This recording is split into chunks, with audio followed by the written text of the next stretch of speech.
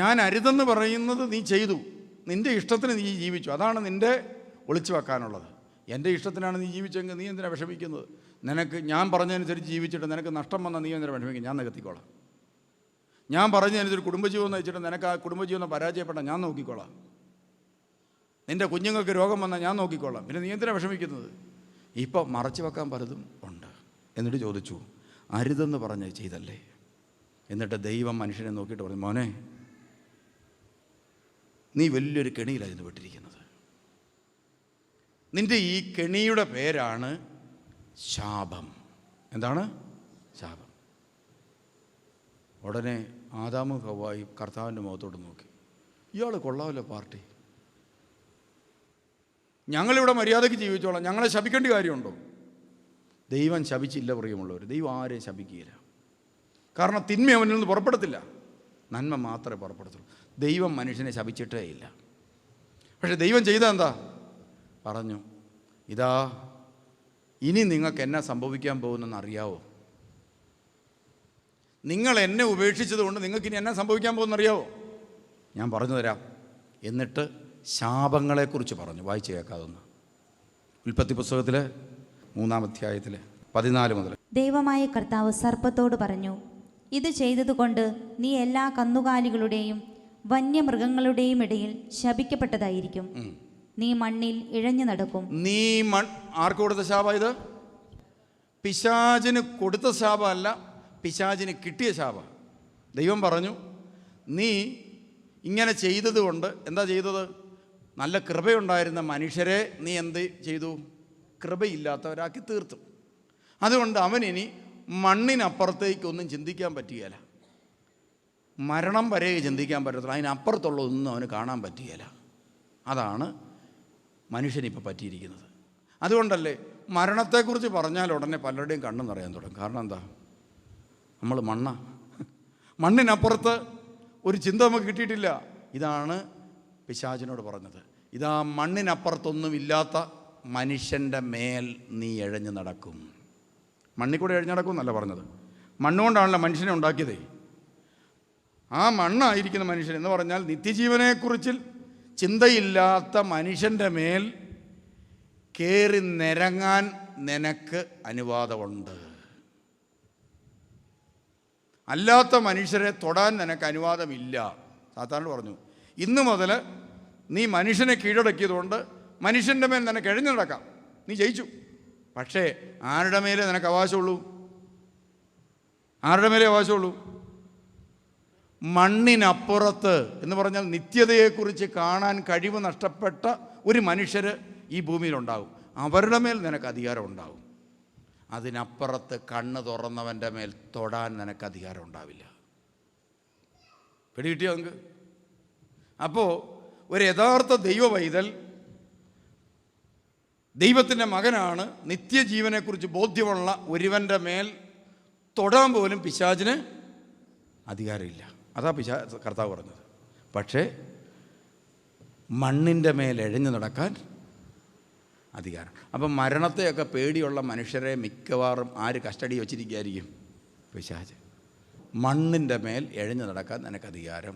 പിശാചിന് മനുഷ്യൻ്റെ മേൽ എഴഞ്ഞു നടക്കാനുള്ള അധികാരം എല്ലാ മനുഷ്യൻ്റെ മേലും ഇല്ല, കൃപയില്ലാത്ത മനുഷ്യൻ്റെ. ജീവിതകാലം മുഴുവൻ നീ പൊടി തിന്നും.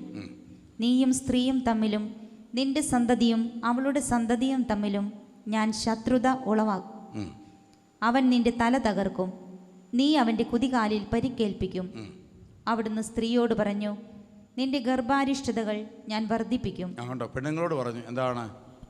നിങ്ങളുടെ ഗർഭാരിഷ്ഠതകൾ ഞാൻ വർദ്ധിപ്പിക്കും. ഗർഭാരിഷ്ഠത വർദ്ധിക്കുമെന്ന് പറഞ്ഞാൽ ഇതിൻ്റെ അർത്ഥം എന്താണ്?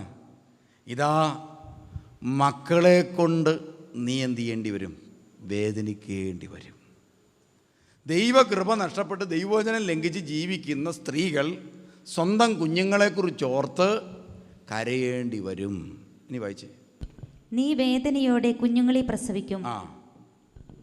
നീ വേദനയോടെ കുഞ്ഞുങ്ങളെ പ്രസവിക്കുക മാത്രമല്ല വളർത്തുകയും ചെയ്യും.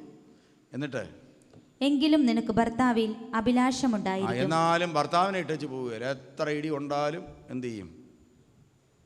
എന്തുമാത്രം ഇടി കൊടുത്ത ഭർത്താവ് ചത്താലും എന്ത് ചെയ്യും, ഭാര്യ എന്ത് ചെയ്യും, നെഞ്ചത്തലച്ച് കിടന്നുകൊണ്ട് കാർന്നാണ്. എന്നാലും നിങ്ങളെന്നെ ഇഷ്ടിട്ട് പോയല്ലോ, ഇനി ആരുണ്ട് എന്നെ ഇടിക്കാൻ എന്ന് ചോദിക്കും. കള്ളു കുടിച്ച് താൻ തോന്നിയായി നടന്നൊരു ഭർത്താവ് മരിച്ചാൽ കരയാൻ ഭാര്യയുണ്ട്.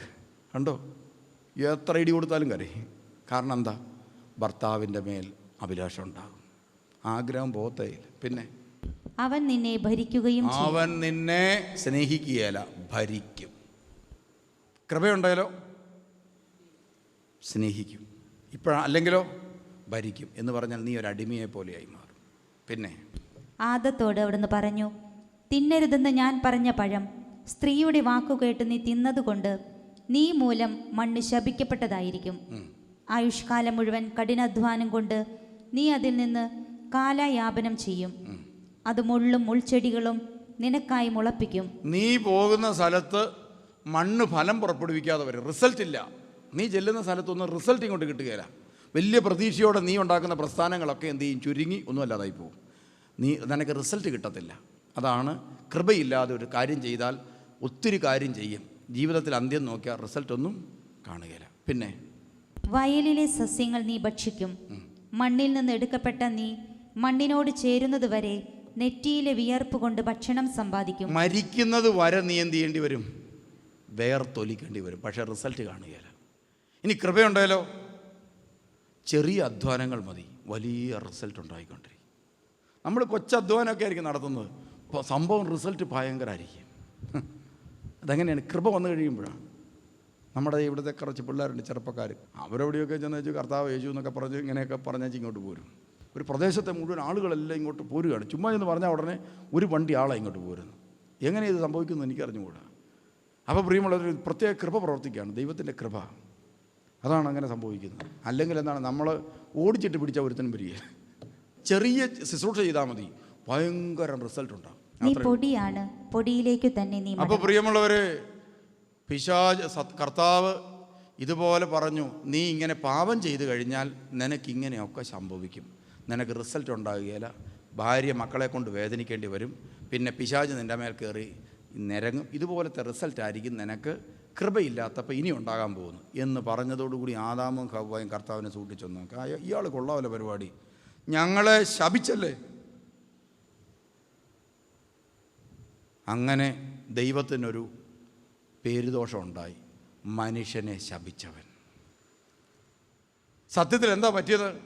ദൈവത്തിൻ്റെ അനുഗ്രഹം വേണ്ടെന്ന് വെച്ച് മേടിച്ചെടുത്തതാണ്. പ്രകാശത്തെ വേണ്ടെന്ന് വെക്കുന്നവന് കിട്ടുന്ന സമ്മാനമാണ് ഇരുട്ട് എന്ന് പറഞ്ഞതുപോലെ, ദൈവത്തെ വേണ്ടെന്ന് വെച്ചപ്പോൾ കിട്ടിയ റിസൾട്ടാണ് സത്യത്തിൽ എന്ത്, ഈ ശാപം എന്ന് പറയുന്നു. അപ്പോൾ പക്ഷേ മനുഷ്യനിപ്പോൾ പറയുന്നത് എന്താണ്? ആരാ ഞങ്ങളെ ശപിച്ചത്? ദൈവം. ഒരു ഭാര്യയും ഭർത്താവിടെ വന്നു, അവർ തിരിച്ചു പോകാൻ നേരത്തെ എന്നോട് ചോദിച്ചു, മണർകാട്ടുകവലയ്ക്ക് പോകുന്ന വഴി ഏതാണ്? ഞാൻ പറഞ്ഞു, 2 വഴിയുണ്ട്. ഒന്ന് തിരുവഞ്ചൂർ വഴിക്കും പോകാം, ഒന്ന് ഇതിലെ കാവുംപടി വഴിക്കും പോകാം. 2 വഴികൾ മണർകാട്ടുകവല പോകാം. എന്നിട്ട് ഞാൻ പറഞ്ഞു, നിങ്ങൾ ഇനി പോകുമ്പോൾ തിരുവഞ്ചൂർ വഴിക്ക് പോയാൽ മതി എന്ന് പറഞ്ഞു.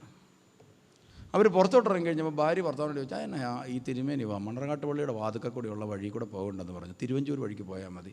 ഇനി നമ്മൾ നേർച്ച ഇടുന്നത് മുഴുവൻ തൂത്തിട്ട് ഇട്ടിട്ട് പോകാനും മണർകാട്ട് പള്ളി നേർച്ച ഇടാതിരിക്കാനും വേണ്ടിയാണോ ഈ പുള്ളി ഇങ്ങനെ പറഞ്ഞത്? ഉടനെ ഭർത്താവ് പറഞ്ഞു, ചിലപ്പോൾ ശരിയായിരിക്കാം കേട്ടോ, നമ്മൾ പറയുന്ന പോലെയല്ല, ഓരോ ഇപ്പോഴത്തെ കാലമല്ലേ, ഇവരുടെയൊക്കെ തലയ്ക്കകത്ത് എന്നാ ഓടുന്നെന്നറിയാൻ പറ്റൂ. അതുകൊണ്ട് നമുക്ക് എന്നായാലും എല്ലാ പള്ളിയും വേണം, അതുകൊണ്ട് നമുക്ക് തൂത്തുട്ടി പള്ളിയും വേണം, മണ്ടാട്ട് പള്ളിയും വേണം, അതുകൊണ്ട് നമുക്ക് ഈ വഴിക്ക് പോയേക്കാമെന്ന് തീരുമാനിച്ചു. ഭാര്യ ഭർത്താവിൻ്റെ കൂടെ സ്കൂട്ടറെ കയറി, 2 പേരൂടെ സ്കൂട്ടർ ഓടിച്ചു പോയി. ഞാനതിലെ പോരുതെന്ന് പറയാൻ കാരണം, പ്രിയമുള്ളവർ, ഇവിടെ കണ്ടത്തിൻ്റെ അവിടെ കലുങ്ങ് കുഴിച്ചിട്ടിരിക്കുകയാണ്. തലേദിവസം ഒരാൾ ഇവിടെ അടയാളമൊന്നും വെച്ചിട്ടില്ല, നേരെ ചെന്ന് ഈ കുഴിക്കകത്തോട്ട് പോയി. ഈ അനുഭവം ഉള്ളതുകൊണ്ടാണ് 8 മണിയായപ്പോൾ രാത്രിയായപ്പോൾ പറഞ്ഞത് അതിലേ പോകരുതെന്ന്. ഇവരിത് കേൾക്കാതെ പോയി, എന്നോടൊട്ട് ചോദിച്ചുമില്ല. ഇവർ നേരെ ചെന്ന് ഈ സ്കൂട്ടർ ചെന്ന് കണ്ടത്തിൻ്റെ കുഴിക്കകത്തോട്ട് വീണ് 2ഉം ചെളിക്കകത്ത് കിടക്കുകയാണ്. ചെളിക്കകത്ത് കിടന്നപ്പോൾ തന്നെ 2 പേരൂടെ പറയുക, അവരുടെ റേഞ്ചിനകത്ത് നമ്മൾ അവർ പറഞ്ഞത് ലംഘിച്ചപ്പോൾ കണ്ടോ, കറക്റ്റ് അവർ നമ്മളെ കുഴിക്കത്തി അടിച്ച്. ഇതുപോലത്തെ പാർട്ടികളുടെ അടുക്കിലേക്ക് നമ്മൾ ഒരിക്കലും പോകാതിരിക്കുന്നില്ല. അവരങ്ങനെ ഒരു ഡിസിഷൻ എടുത്ത്. അപ്പോഴാണ് ആരാണ്ട് ഫോൺ ചെയ്ത് പറഞ്ഞത്, തൂത്തൂട്ടി വന്ന 2 പേര് ഇതാ കലിങ്ങൻകുഴിക്കകത്ത് കിടപ്പുണ്ട്. ഞാൻ അവരോട് കൽപ്പിച്ചതാണ് എന്ത്, അതിലേ പോകരുത്. അരുതെന്ന് പറഞ്ഞിടത്ത് പോയാൽ എന്ത് കിട്ടും? ശിക്ഷ കിട്ടും. ഞാൻ കൊടുത്തതാണോ? അല്ല, മേടിച്ചെടുത്തതാ. പക്ഷെ നമ്മൾ പറയുന്നതാണ് ദൈവം തന്നു. ഇത് ഞാൻ കൊടുത്താണോ? അല്ല, അവർ മേടിച്ച് എടുത്തതാണ്. അതുകൊണ്ട് കൽപ്പന ലംഘിച്ചതുകൊണ്ട് ഇനി അവർക്ക് ഞാൻ എന്താ കൊടുക്കേണ്ടത്? എന്നെ സംബന്ധിച്ചിടത്തോളം ശിക്ഷ. ഞാൻ നേരെ ചെന്ന് ഞാൻ അവരോട് പറയും, ഇന്നോടൊക്കെ പറഞ്ഞല്ലേ ഇല്ല പോരും, വല്ല പ്രയോജനമുണ്ടോ ഇങ്ങനെ പറഞ്ഞുകൊണ്ട്? ഒരു പ്രയോജനം. അവർക്ക് കുറച്ചുകൂടെ വിഷമായി. അവർ ചെളിക്കകത്ത് ഇങ്ങനെ കുഴിഞ്ഞ് കിടന്ന്. ഞാൻ പറഞ്ഞു, നിങ്ങൾക്കിനി ശിക്ഷയാണ് കിട്ടേണ്ടത്. അതുകൊണ്ട് ഞാൻ വേറൊരു JCB ഒരു കുഴി എടുത്തു, ഇവിടുന്ന് തോണ്ടി ഇതുങ്ങളെ ആ കുഴിക്കകത്തോട്ടിട്ടു. ആവശ്യമുണ്ടോ? ഇല്ല. അപ്പോൾ പ്രിയമുള്ളവരെ, പാപം ചെയ്തവരെ ശിക്ഷിക്കേണ്ട കാര്യമില്ല. ഓൾറെഡി അവർ ശിക്ഷയിലാണ്. ഓൾറെഡി അവരനുഭവിച്ചുകൊണ്ടിരിക്കുക. ഇനി അവരെ എന്ത് ചെയ്യണ്ട? പ്രത്യേകിച്ചൊരു നരകത്തിലിടാനില്ല. ഓൾറെഡി ഇപ്പം നരകത്തിലാണ്. നിങ്ങൾക്ക് തന്നെ ബോധ്യപ്പെട്ടല്ലോ. ജീവിതം ഇപ്പോൾ നരകക്കുഴിയിലാണെന്ന് ബോധ്യപ്പെട്ടിട്ടുണ്ടല്ലോ. ഇനി എന്തിനാണ് ശിക്ഷിക്കുന്നത്? ഇനി ഇവർക്ക് ആവശ്യം എന്താണ്? രക്ഷ. ഞാനതുകൊണ്ടൊന്നും മിണ്ടിയില്ല. ഞാൻ നേരെ എന്നിട്ട് പറഞ്ഞു, ഇവരെ ഒന്ന് പിടിച്ച് കയറ്റി, രണ്ടെണ്ണത്തിനെ പിടിച്ച് കയറ്റി സ്കൂട്ടർ എടുത്ത് അപ്പുറത്ത് വെച്ചു. നാട്ടുകാരെല്ലാം കൂടെ വന്നു. ഞാൻ പറഞ്ഞു, ഒരു സാരി, ബ്ലൗസ്, മുണ്ട്, ഷർട്ട് എല്ലാം കൊടുക്കാൻ പറഞ്ഞു. അങ്ങനെ എല്ലാം കൊടുത്തു. ഇവർ തൊട്ടപ്പുറത്തെ വീട്ടിൽ കുളിച്ച് റെഡിയായി വരാൻ വേണ്ടി പോയി. അപ്പം ഞങ്ങളെല്ലാം കൂടെ സ്കൂട്ടർ അപ്പുറത്ത് കയറ്റി സ്കൂട്ടർ കഴുകി. സ്കൂട്ടറൊക്കെ കഴുകി റെഡിയാക്കി വെച്ച് കഴിഞ്ഞപ്പോഴത്തേനും അവർ വന്നു. എൻ്റെ മുഖത്തോട്ട് നോക്കാൻ തന്നെ അവർക്കൊരു നാണം. അപ്പം ഞാൻ പറഞ്ഞു, ഇനി കുഴികളൊന്നുമില്ല, ധൈര്യമായിട്ട് വെക്കൂ. അവർ ഒന്നും മിണ്ടാതെ വണ്ടിയൊക്കെ കയറി. കുറച്ചും കൂടി എന്ന് പറഞ്ഞു, സത്യത്തിൽ എന്നാ നല്ല അച്ഛനല്ലേ, നമ്മളൊക്കെ ഒരു കുഴി വീഴുമ്പോൾ വന്ന് കറക്റ്റായിട്ട് കയറ്റുക, തുണി തര തന്നു. ഇതുപോലത്തെ അച്ഛന്മാരുമായിട്ട് വേണം നമുക്ക് നല്ല ബന്ധം സ്ഥാപിക്കും. അപ്പോൾ പ്രിയമുള്ളവർ, ദൈവം ഇതുപോലെയായിരുന്നു. ദൈവം പറഞ്ഞു, നീ ഈ വഴിയെ പോകരുത്, കുഴി വീഴും. വീണ് കഴിഞ്ഞപ്പോൾ എന്നാ പറയുന്നത്? ദൈവം മോശക്കാരൻ, ദൈവം മോശക്കാരൻ. അതുകൊണ്ട് ചരിത്രത്തിൽ ദൈവം പതുക്കെ മനുഷ്യൻ്റെ പുറകെ ഇറങ്ങി. എടാ, ഞാൻ നല്ലവനാടാ, ഞാൻ നിങ്ങളെ കുഴി ചാടിച്ചതല്ല, നിങ്ങൾ തന്നെ ചെന്ന് വീണതാ. നിങ്ങളെ ഈ കുഴിയിൽ നിന്ന് രക്ഷിക്കാൻ വേണ്ടിയാണ് ഞാൻ വീണ്ടും നിങ്ങളുടെ പുറകെ വരുന്നത്. അങ്ങനെ ചരിത്രത്തിലേക്ക് ഇറങ്ങി വന്ന ദൈവം ഇതാ കുഴിയിൽ വീണവനെ മുകളിലേറ്റ് കയറ്റാൻ വേണ്ടി ഒരു ചവിട്ടുപടിയായി നിന്നു. അതാണ് കാൽവറി ക്രൂശ്.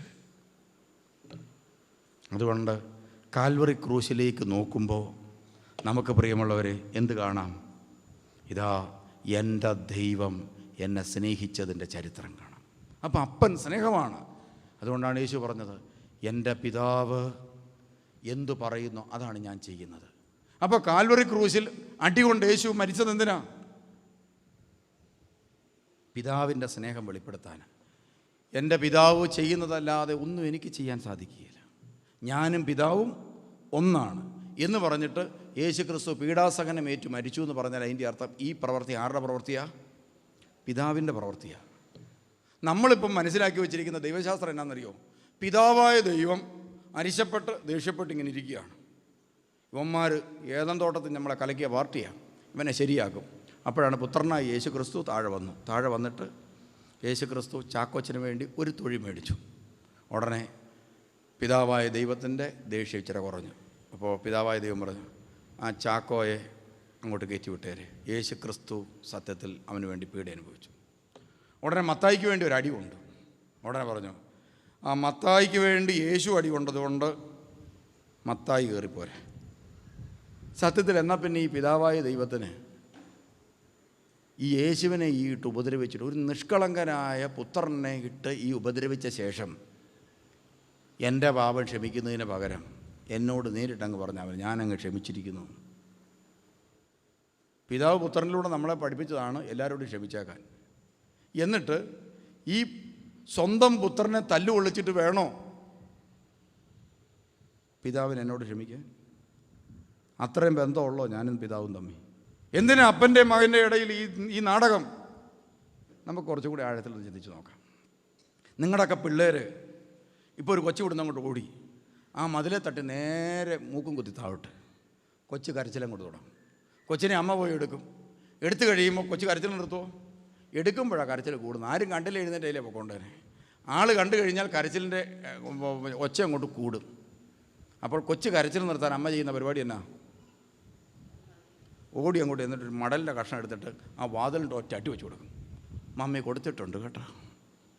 ഉടനെ കൊച്ചു പറഞ്ഞു, എനിക്ക് ആശ്വാസമായി, കരച്ചിൽ തന്നെ മാറി. എങ്ങനെയാണ് ഈ കൊച്ചിൻ്റെ കരച്ചിൽ പോയത്? ഈ കൊച്ചിൻ്റെ വേദനയും കരച്ചിലും പോയത് എപ്പോഴാണ്?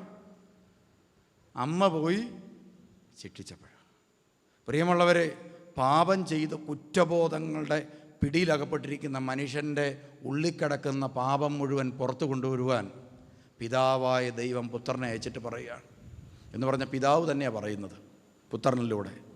എടാ, എന്നെ തൊഴിച്ചു, എന്നെ അടിച്ചു, എന്നെ പീഡിപ്പിച്ചു, എൻ്റെ നെഞ്ചത്ത് കുത്തിക്കോ. ഇപ്പം നിനക്ക് എന്നാ തോന്നുന്നു? അന്നാമ്മച്ചി ചെയ്ത എല്ലാ പാപത്തിനും തേണ്ട ഇവിടെ കുത്തൽ, ഇവിടെ കിഴുത്ത, മൊത്തം കിഴുത്തിയ. നമ്മൾ നോക്കുമ്പോൾ നമ്മുടെ ദേഹത്തെ കിഴുത്ത മുഴുവൻ, പാട് മുഴുവൻ, അടി മുഴുവൻ എവിടെ കിടക്കുന്നു? ഞാൻ സ്വതന്ത്രനായി. ഇതാണ് പ്രിയമുള്ളവർ, നമ്മുടെ ജയിലിൽ കിടന്ന പാർട്ടിയുടെ പേരെന്താണ്? ബറാബാസ്.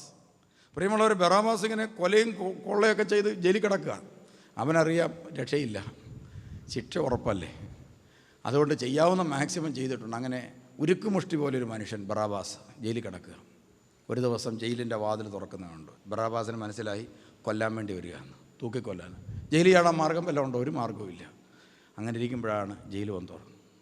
ഉടനെ അവൻ എഴുന്നേറ്റ് അവൻ്റെ കയ്യിൽ ചങ്ങലയിട്ട് പുറത്തേക്ക് കൊണ്ടുപോയി. കുറച്ചങ്ങോട്ട് ചെന്ന് കഴിഞ്ഞപ്പോൾ ബറാബാസിന് മനസ്സിലായി കൊല്ലാൻ കൊണ്ടുപോവുക. കുറേ അങ്ങോട്ട് ചെന്ന് കഴിഞ്ഞപ്പോൾ അവൻ്റെ കയ്യിലെ ചങ്ങലയെല്ലാം അഴിച്ചു വിട്ടു. പിന്നെ ബറാബാസ് നമുക്ക് ചങ്ങല അഴിച്ചു വിട്ട് ഇപ്പം എന്നാ സംഭവം? അതിനെ ഒന്നും പിടികിട്ടുന്നില്ലല്ലോ. കൊല്ലുന്നതിന് മുമ്പ് ചങ്ങല അഴിച്ചു വിടും. ഉടനെ ഒരു ആൾ പറഞ്ഞു, നീ പൊക്കോളാൻ പറഞ്ഞു. പൊക്കോളാനോ? പിന്നെ വല്ല കുഴപ്പം പറ്റിയതാണോ? ശകലം മുന്നോട്ട് നടന്നു. അവന് പേടി. പുറകിൽ നിന്ന് അങ്ങനെ പട്ടാളക്കാർ വേണം പുറകോട്ട് നിന്ന്. കുറച്ചു നേരം കഴിഞ്ഞപ്പോൾ പതുക്കെ നടക്കാൻ തുടങ്ങി. ആരും ശ്രദ്ധിക്കുന്നുണ്ട്? വഴിയെ പോകുന്നവരൊക്കെ ഇവനെ കൊല്ലാൻ വേണ്ടി വിട്ടിരിക്കുന്നതാണെന്ന് അറിയാം. അവൻ ആളുകളെ കാണുമ്പോൾ ഞെട്ടുന്നു.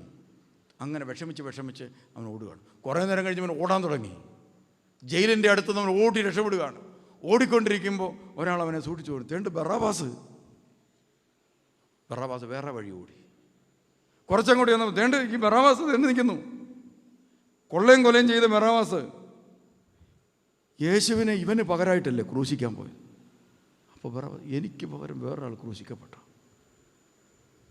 ഉടനെ ബറാബാസ് എടോ ഇങ്ങോ തന്നെ പറഞ്ഞ്, എടോ നീ അറിഞ്ഞില്ല വിവരം? എന്തോന്ന്? നീയല്ലേ ജയിലിൽ കിടന്നു? അല്ല ഞാനല്ല. നീയല്ലേ ബറാബാസ്? ആ അതെ. നിനക്ക് പകരം കാൽവറി ക്രൂശിൽ യേശു എന്നൊരു മനുഷ്യനെ ക്രൂശിച്ചു. നിന്നെ അതുകൊണ്ട് വെറുതെ വിടാൻ തീരുമാനിച്ചു. എനിക്ക് പകരം മറ്റൊരാൾ, അവൻ സ്വതന്ത്രനായി. അവൻ നേരെ ക്രൂശിലേക്ക് ഓടി. അവിടെ ചെന്ന് നോക്കുമ്പോൾ പ്രിയമുള്ള തല്ലി തകർക്കപ്പെട്ട ഒരു മനുഷ്യൻ. ഇന്നലെ വരെ ചെയ്ത കുറ്റങ്ങൾക്ക് മുഴുവനും ശിക്ഷയേൽക്കേണ്ട ഒരുവൻ അവിടേക്ക് നോക്കിയപ്പോൾ തൻ്റെ ശരീരത്തിലെ അടിപ്പിണരുകളും പാടുകളും മുഴുവൻ അവൻ്റെ ദേഹത്ത്. അവൻ്റെ കണ്ണ് നിറഞ്ഞൊഴുകി. എനിക്ക് വേണ്ടി ഒരുവൻ മരിച്ചെങ്കിൽ ഞാൻ അവന് വേണ്ടി ജീവിക്കാം. ബറാബാസ് എന്ന മനുഷ്യൻ്റെ ജീവിതത്തിലെ സ്വാതന്ത്ര്യത്തിൻ്റെ പിന്നിൽ പ്രിയമുള്ളവരെ കാൽവറിയിൽ ചതഞ്ഞരഞ്ഞ ക്രിസ്തു അവന് വേണ്ടി ഒരു ബലിവസ്തുവായെന്ന് അവന് ബോധ്യപ്പെട്ടു. ഈ സ്നേഹ ശുശ്രൂഷയാണ് പിതാവ് കാൽവറിയിലൂടെ നമുക്ക് കാണിച്ചു തന്നത്. ഇത് പിതാവിൻ്റെ പ്രവൃത്തിയാണ്. മോനെ, നീ എന്തെല്ലാം ചെയ്താലും അതിൻ്റെ മുഴുവൻ ശിക്ഷകളും എൻ്റെ നെഞ്ചിൽ ഏറ്റുവാങ്ങിയിട്ടാണേലും നിന്നെ ഞാനൊരു പുത്രനാക്കും. അതുകൊണ്ടല്ലേ നമ്മൾ പാടുന്നത്, ശത്രുവാം എന്നെ പുത്രനാക്കി തീർക്കുവാൻ ഇത്രമേൽ സ്നേഹം വേണോ? ശത്രുവാം എന്നെ ഒരു മകനാക്കി തീർക്കാൻ, ക്രിസ്തുവിനെ പോലെ ആക്കി തീർക്കാൻ ഇത്രയും സ്നേഹം ആവശ്യമായിരുന്നു. അതുകൊണ്ടാണ് പ്രിയമുള്ളവരെ നമുക്കാർക്കും മറക്കാൻ പറ്റാത്ത ഒന്നാണ് കാൽവറി. അതുകൊണ്ടാണ് നമ്മൾ ഓർക്കണം, കാൽവറി കണ്ടമാനം ആകർഷിക്കുന്ന ആരെയാണെന്നറിയോ? പാപിയെ, മാരക പാപികളെയാണ് കാൽവറി കണ്ടമാനം പിടിച്ചൊലയ്ക്കുന്നത്. കാരണം എന്താണെന്നറിയോ? നീതിമാന്മാർക്ക് അവിടെ വലിയ അനുഭവങ്ങൾ കിട്ടുകയില്ല, പാപിക്കും വല്ലാത്ത അനുഭവമാണ്. പ്രിയമുള്ളൊരു സുവിശേഷ ശുശ്രൂഷ ജയിലുകളിലൊക്കെ നടത്തുകയാണെങ്കിൽ പെട്ടെന്ന് ആളുകൾ മാനസാന്തരപ്പെടും. കാരണം എന്താണ്? അവന് പെട്ടെന്ന് മനസ്സിലാകും. ഞാൻ പ്രിയമുള്ളവർ വളരെ കൊച്ചുമായി 20-21 വയസ്സ് പ്രായമുള്ളപ്പോൾ ഇവിടുത്തെ ജില്ലാ ജയിലിൽ സുവിശേഷം പ്രസംഗിക്കാൻ പോയ ആളാണ്. അവിടെ പ്രസംഗിക്കാൻ ചെന്ന് ജയിൽ തുറന്ന ആളുകളെ പുറത്തുവിട്ടു. ഒരു ബെഞ്ചിട്ട് പുറത്തോട്ട് ആളുകൾ കിടക്കാതിരിക്കാൻ. പോലീസുകാർ പറഞ്ഞു ഞങ്ങളൊക്കെ പാമ്പിൻ്റെ കൂടെ ജീവിക്കുന്ന പോലെയാണ്, എപ്പോഴാണ് കടി കിട്ടുന്നതെന്ന് അറിയാൻ മേല. ഇവന്മാരിങ്ങനെ ചിരിച്ചും കളിച്ചും നിൽക്കും, പക്ഷേ ചിലപ്പോൾ നമ്മളെ ആക്രമിച്ച് കളയും. അതുകൊണ്ട് ബെഞ്ചിന് ഇപ്പുറത്ത് നിന്നാൽ മതി. ഞങ്ങൾ ബെഞ്ചിൻ്റെ ഇപ്പുറത്ത് നിന്ന് ഞങ്ങൾ പ്രസംഗിച്ച് പഠിക്കാൻ വേണ്ടി പോയതാണ്. അങ്ങനെ ഇരിക്കുമ്പോഴാണ് പറയുമ്പോൾ 1-2 പേരൊക്കെ പ്രസംഗിച്ച് എല്ലാവരും ചുമ്മാ തമാശയും പറഞ്ഞ് കളിയും പറഞ്ഞ് ചിരിയും പറഞ്ഞൊക്കെ ഇരിക്കുകയാണ്, വർത്താനൊക്കെ പറഞ്ഞ്. സുവിശേഷമൊക്കെ ഞങ്ങൾ പ്രസംഗിക്കുന്നുണ്ട്, പക്ഷേ ആരും ഒന്നും ശ്രദ്ധിക്കുന്നില്ല. അപ്പോൾ എനിക്ക് മനസ്സിലായി ഇവിടെ പ്രസംഗിച്ചിട്ട് വലിയ കാര്യമൊന്നുമില്ല. അന്നാണ് ഞാൻ ആദ്യമായിട്ട് തമ്പുരാനോട് പ്രാർത്ഥിച്ചത്, കർത്താവേ ഇവരുടെ മനസ്സിനെ പിടിച്ച് എടുക്കാനായിട്ട് എന്തെങ്കിലും ഒന്ന് പറയാൻ എന്നെ അനുഗ്രഹിക്കണമെന്നൊക്കെ പറഞ്ഞു. ഒരാൾ പ്രസംഗിക്കുമ്പോൾ ഞങ്ങൾ 2-3 പേര് പ്രിയമുള്ളവരെ ഇപ്പുറത്ത് ഈ കോട്ടയം ജില്ലാ ജയിലിൻ്റെ ഇപ്പുറത്ത് മുട്ടുമേ നിന്ന് ഞങ്ങൾ പ്രാർത്ഥിച്ചു. അവസാനം എൻ്റെ ഊഴം വന്നു. ഞാനിങ്ങനെ പുറകോട്ടൊക്കെ വലിഞ്ഞ് എനിക്കന്ന് പ്രസംഗിക്കാൻ ഒരു വശവുമില്ല. അപ്പോഴാണ് എന്നെ 2-3 പേര് പിടിച്ച് മുമ്പോട്ട് തള്ളി, പറയൂ. അങ്ങനെ ഞാൻ കയറി നെഞ്ചൊക്കെ ഇടിക്കുന്നുണ്ട്, കാലൊക്കെ മുട്ടൊക്കെ കൂട്ടി ഉറക്കുകയാണ്. കള്ളന്മാരല്ലേ ഇരിക്കുന്നു മൊത്തം, അവരിങ്ങനെ വായും പൊളിച്ചിരിക്കുക. അപ്പം ഞാൻ അവരോട് പറഞ്ഞു, എനിക്ക് പ്രസംഗിക്കാനൊന്നും അറിയാൻ മേല, പക്ഷേ നിങ്ങളോട് എനിക്കൊരു കാര്യം പറയാനുണ്ട്. ഞങ്ങൾ ഈ ജയിലിൽ ഒരാളെ അന്വേഷിച്ച് വന്നതാണ്. പ്രിയമുള്ളവരെ, പെട്ടെന്ന് അതാരെയാവും അവരെല്ലാം ഇങ്ങനെ ശ്രദ്ധിച്ചത് ആരെയാവും. ഞാൻ പറഞ്ഞു ഞങ്ങൾ ഒരാളെ തേടി ഇവിടെ വന്നതാണ്, ഒരാളെ അന്വേഷിച്ച് വന്നതാണ്.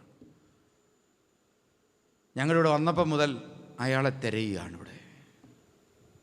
അപ്പോൾ അവരെന്നെ നോക്കി. അപ്പോൾ എനിക്ക് സന്തോഷമായി, ഏറ്റു പരിപാടി.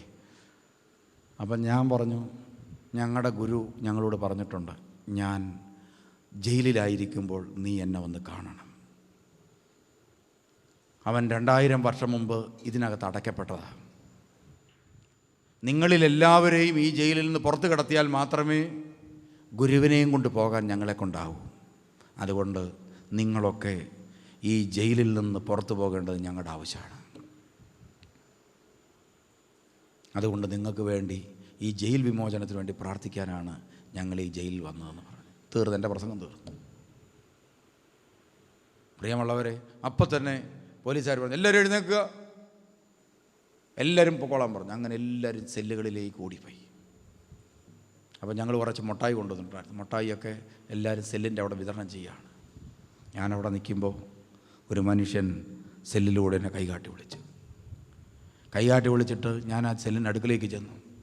അപ്പോൾ ആ മനുഷ്യൻ എന്നോട് പറഞ്ഞു, മോനെ, എൻ്റെ ഭാര്യയെയും മക്കളെയും ഒരെഴുത്തെഴുതി ഈ കാര്യങ്ങളൊക്കെ ഒന്ന് അറിയിക്കണം. എൻ്റെ ഭാര്യയും മക്കളെയും ഈ എഴുത്തെഴുതി ഈ കാര്യങ്ങളൊക്കെ ഒന്ന് അറിയിക്കണം.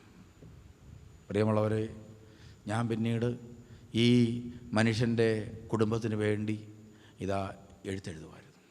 അപ്പോൾ പ്രിയമുള്ളവരെ, സത്യത്തിൽ എത്ര പെട്ടെന്നാണ് 2 വാക്ക് 3 വാക്കുള്ള സുവിശേഷം എൻ്റെ നെഞ്ചത്താഞ്ഞ് തറയ്ക്കുന്നത്. നേരെ കാണുന്ന വീട്ടിലെ ഇങ്ങനെ കാണാനില്ല, ഈ പുള്ളി മാത്രമേ ഇവിടെ ഉള്ളൂ, ഭാര്യയും പിള്ളേരും ഒന്നുമില്ല, ഒറ്റയ്ക്ക് താമസിക്കുക. അങ്ങനെ ഇരിക്കുക. ഞാനുമായിട്ടൊരു ചെറിയ ലോഹ്യത്തിലൊക്കെ ഇരിക്കുന്ന സമയത്താണ് പുള്ളി ഒരു ദിവസം കാണാനില്ല. ഞാൻ അന്ന് അവിടെ നിന്നാണ് വെള്ളം കോരിക്കൊണ്ടിരിക്കുന്നത്. അപ്പോഴാണ് ഒരു ദിവസം എനിക്കൊരു എഴുത്ത്. അച്ഛൻ എന്നെ കാണാതെ വിഷമിച്ചിരിക്കുകയായിരിക്കുമല്ലോ. അച്ഛൻ വിഷമിക്കുകയൊന്നും ചെയ്യരുത്, ആരോടും പറയണ്ട, ഞാനിപ്പോൾ സെൻട്രൽ ജയിലിലാണ്. 9 മാസം കഴിയുമ്പോൾ ഞാൻ വരും. അച്ഛൻ വെള്ളം ഞങ്ങളുടെ കുഴക്കേണ്ടിന്ന് തന്നെ കോരിക്കോണം, ഞാനില്ലെന്നോർത്ത് കോരാതിരിക്കരുത്. നല്ല വടിവത്തെ അക്ഷരത്തിലാണ് പുള്ളിയുടെ എഴുത്ത്.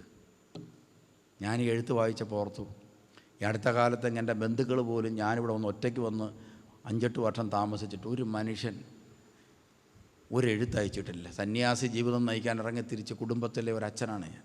ഞങ്ങളുടെ കുടുംബത്തിൽ ആദ്യമായിട്ടാണ് സന്യാസ വൈദികനാണ്. ഒറ്റ മനുഷ്യനെ എഴുത്തയച്ചിട്ടില്ല. ആകപ്പാടെ വന്ന വളരെ ചുരുക്കം എഴുത്തുകളിലൊന്ന് ഈ മനുഷ്യൻ്റെ എഴുത്താണ്.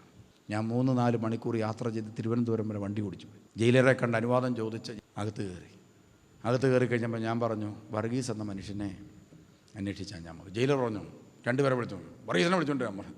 സാധാരണ ജയിലർ വിളിച്ചാൽ അതിൻ്റെ അർത്ഥം അന്ന് ഇടി ഉറപ്പാണ്. ഉടനെ വർഗീസ് എന്ന മനുഷ്യൻ പേടിച്ച് വിറച്ച് കൈയൊക്കെ കൂപ്പി ജയിലറുടെ മുമ്പിൽ. അന്നേരം ജയിലർ ചോദിച്ചു, നിനക്ക് ഈ അച്ഛനെ അറിയോ? ഉടനെ എന്നെ നോക്കി, എന്നെ കേട്ടു. ഞാൻ ചോദിച്ചാൽ വർഗീസ് എന്നാണ്ട് വിശേഷം, സുഖമായിട്ടിരിക്കുന്നു, അച്ഛൻ എന്നെ ഇവിടെ. അപ്പം ഞാൻ പറഞ്ഞ്, ഞാൻ വർഗീസിനെ കാണാൻ വേണ്ടി വന്നു. എന്നെ കാണാൻ വേണ്ടിയാണ്. അതെ, എന്നെ കാണാൻ വേണ്ടി തന്നെ വന്നാണ്. ഞാൻ പറഞ്ഞതെ, പ്രിയമുള്ളവരെ, ആ സെൻട്രൽ ജയിലിൻ്റെ ഭിത്തിയിലേക്ക് മുഖം അമർത്തി പിടിച്ച് വർഗീസ് എന്ന മനുഷ്യൻ വാ വിട്ട് നിലവിളിച്ചു, ഏങ്ങലടിച്ച് കളഞ്ഞു. ഉടനെ ജയിലിൽ ചോദിച്ചു, താൻ എന്തിനാണോ പറയുന്നത്? അയാൾ ഉത്തരം പറഞ്ഞു. വാ വിട്ട മനുഷ്യൻ കരഞ്ഞു. ഞാനത് കണ്ട് കൗതുകത്തോടെ നോക്കി. പക്ഷേ തിരിച്ചു വന്നപ്പോൾ പ്രിയമുള്ളവരെ, ഞാൻ കരഞ്ഞു. എപ്പോഴാണെന്നറിയോ?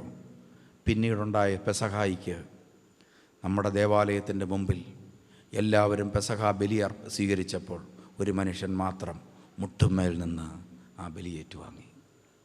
ജീവിതത്തിൽ ആദ്യമായി കുമ്പസാരിച്ച് വിശുദ്ധ കുർബാന ആദ്യമായിട്ട് ഈ സെൻട്രൽ ജയിൽ കഴിഞ്ഞ മനുഷ്യൻ ഏറ്റുവാങ്ങി. അതാ ഞാൻ പറഞ്ഞത്, ഒരു കുറ്റവാളിക്കാണ് ക്രിസ്തുവിൻ്റെ സ്നേഹം പെട്ടെന്ന് തിരിച്ചറിയാൻ പറ്റുക. ബറാബാസിനെ തിരിച്ചറിയാൻ പറ്റി. നമ്മുടെയൊക്കെ ഹൃദയത്തിൽ ഇങ്ങനൊരു സ്നേഹമുണ്ടെന്ന് വല്ലപ്പോഴെങ്കിലും ഓർക്കുന്നത് നല്ലതാണ്. വല്ലപ്പോഴെങ്കിലും ഓർക്കുന്നത് നല്ലതാണ്. നിനക്ക് വേണ്ടി ഒരു ദൈവം ചരിത്രത്തിൽ ഇറങ്ങി വന്ന് നിൻ്റെ മുഴുവൻ കുറ്റബോധവും പാപവും നീക്കാൻ സ്വന്തം ശരീരം തല്ലിത്തകർച്ചിട്ട് പറയുകയാണ്, ഇനിയെങ്കിലും കള, പോയടാ പാപമൊക്കെ, നീ ഇപ്പോൾ ദൈവത്തിൻ്റെ മകനാണ്. സ്വർഗം നിന്നെ എത്രയോ നാൾ മുമ്പേ മകനായിട്ടാണ് പ്രഖ്യാപിച്ചിരിക്കുന്നത്. ഞങ്ങൾക്കൊക്കെ മകനായിട്ടേ കാണാൻ പറ്റൂ. നീ നിന്നെ നോക്കുമ്പോൾ നീ ഭാവി, നീ അയലോക്കംകാരനെ നോക്കുമ്പോൾ അയലോക്കംകാരൻ ഭാവി, അയലോക്കംകാരൻ നിന്നെ നോക്കുമ്പോൾ നീ ഭാവി. പക്ഷേ ഞങ്ങൾ നിന്നെ നോക്കുമ്പോൾ തൃത്വൈക ദൈവത്തിൽ നിന്ന് പറിച്ചെറിഞ്ഞതാണ് നിന്നെ ഭൂമിയിലേക്ക്. നിന്നെ നോക്കുമ്പോൾ ഞങ്ങൾക്ക് കാണാൻ പറ്റുന്നത് ഇതാ തല്ലിത്തകർക്കപ്പെട്ട ക്രിസ്തുവിനെ പോലെ, ലോകം പാപം മൂലം തല്ലിത്തകർത്ത നിൻ്റെ ഇതാ വികൃതമായ ശരീരമാണ് കാണുന്നത്. നിന്നെ ഒരു ക്രിസ്തുവിനെ പോലെ തന്നെയാണ് കാണുന്നത്. ഈ ലോകത്തിൻ്റെ പാപം മൂലം വികൃതമായ നിൻ്റെ തല്ലിത്തകർക്കപ്പെട്ട പാപശരീരം തമ്പുരാൻ കണ്ടിട്ട് കാൽവറിയിലെ യേശുവിനെ കാണുന്നത് പോലെ കണ്ട് പിതാവായ ദൈവം കരയുന്നത്. അതുകൊണ്ട് ഈ വികൃത ശരീരം ഒരു പുണ്യപ്പെട്ട ദൈവപുത്രൻ്റെ ശരീരം പോലെ ആയിത്തീരണമെന്ന് തമ്പുരാൻ ആഗ്രഹിക്കുന്നുണ്ട്. അതിനാണ് നമുക്ക് വേണ്ടി ക്രിസ്തു തല്ലി തകർക്കപ്പെട്ടത്. പ്രിയമുള്ളവർ, നമുക്കിനി ഒന്നേ ചെയ്യാനുള്ളൂ. തകർക്കപ്പെട്ട ആ ശരീരത്തിന് പകരം എൻ്റെ ശരീരം കൊണ്ട് ഇതാ ക്രിസ്തുവിന് ഒരു പുതിയ ശരീരം ഈ കാലഘട്ടത്തിൽ കൊടുക്കാനാവണം. ഈ ഭൂമിയിൽ എന്നെ ഇത്രമാത്രം സ്നേഹിക്കാൻ ഞാൻ ആരാണ്? എൻ്റെ യേശുവേ, ശത്രുവായ എന്നെ പുത്രനാക്കാൻ ഇത്രയൊക്കെ സ്നേഹിക്കണോ? ബറാബാസ് അവൻ ഓടുകാരൻ. ആരെങ്കിലും തന്നെ പിടിക്കുമെന്നുള്ള ചിന്ത, ഭയം, കുറ്റബോധം, നാളെയെക്കുറിച്ചുള്ള ഉത്കണ്ഠ, വീണ്ടും ജയിലിൽ അടയ്ക്കപ്പെടുമോ എന്ന ഭയം, എല്ലാം വേട്ടയാടപ്പെട്ട് ഓടിക്കൊണ്ടിരുന്നവൻ ആരുടെയോ സ്വരം കേട്ടു, ഇവന് വേണ്ടി ഒരുത്തൻ മരിച്ചു. ബറാബാസ് ശ്രദ്ധിച്ചു. അവർ പരസ്പരം പറയുന്നത് കേട്ടു, യേശു മരിച്ചത് കൊണ്ടാണ് ഇവന് ജീവിക്കാൻ പറ്റിയത്. ബറാബാസ് റൂട്ട് മാറ്റി. അവൻ കാൽവറിയിലേക്ക് ഓടിക്കയറി. അവിടെ രക്തം വാർന്നൊലിച്ച് മരിക്കുന്ന ഒരുവനെ കണ്ട് ബറാബാസ് ഓർത്തു, ഇവൻ്റെ ശരീരം തല്ലി തകർക്കപ്പെട്ടതുകൊണ്ടല്ലേ ഞാൻ രക്ഷപ്പെട്ടത്. ഞാൻ ചെയ്ത കൊള്ളയുടെയും കൊലയുടെയും ഫലം ഇതാ ഞാൻ കാൽവറിയിൽ കാണും. ഞാൻ അനുഭവിക്കേണ്ട ശിക്ഷകൾ മുഴുവനും ഇതാ കാൽവറിയിൽ ഞാൻ കാണും. ഇങ്ങനൊക്കെ സ്നേഹിക്കാൻ ഒരു മനുഷ്യൻ എങ്ങനെയാണ് സാധിക്കുക? ബറാബാസ് അവിടെ നിന്ന് സൂക്ഷിച്ചു നോക്കി. അവൻ പറഞ്ഞു, ഇത് മനുഷ്യനല്ല. ഈ മനുഷ്യന് പറയുന്ന പേരാണ് ദൈവം. കന്യക മറിയാമിൻ്റെ ഉദരത്തിൽ സാധാരണ ശിശുവിനെ പോലെ ജനിച്ച് സാധാരണ മനുഷ്യനെ പോലെ വളർന്ന് ആർക്കും മനസ്സിലാക്കപ്പെടാനോ ഉൾക്കൊള്ളാനോ പറ്റാത്ത ഒരു ജീവിതത്തിൻ്റെ ഉടമയായി, ചിലയിടത്ത് മാനസിക രോഗിയെപ്പോലെ, ചിലർക്ക് ധിക്കാരിയെപ്പോലെ, ചിലർക്ക് ദേവാലയം പൊളിക്കുന്നവനെ പോലെ, ചിലർക്ക് ഇതാ ഒരു രാജ്യത്തിൻ്റെയും മതത്തിൻ്റെയും നിയമസംഹിതകൾ തെറ്റിക്കുന്നവനെ പോലെയൊക്കെ ആർക്കും ഉൾക്കൊള്ളാൻ പറ്റാതെ പോയ ഒരുവൻ, ഇതാ ബറബ്ബാസിനെ പോലെ ഒരുവന് അവൻ നോക്കുമ്പോൾ കാണുക, എനിക്ക് പകരം ഒരു മനുഷ്യൻ, ഇവന് ഞാൻ പേര് വിളിക്കും ദൈവം. പ്രിയമുള്ളവരെ, നമുക്ക് പ്രാർത്ഥിക്കാം. ക്രിസ്തുവിനെ ദൈവമായി കണ്ട്, അവനിലൂടെ പിതാവിനെ കണ്ട്, ദൈവത്തിൻ്റെ ആത്മാവ് നമ്മളിലേക്ക് ഇറങ്ങി വന്ന് നമ്മളൊന്നായി തീരാൻ വേണ്ടി നമുക്ക് പ്രാർത്ഥിക്കാം.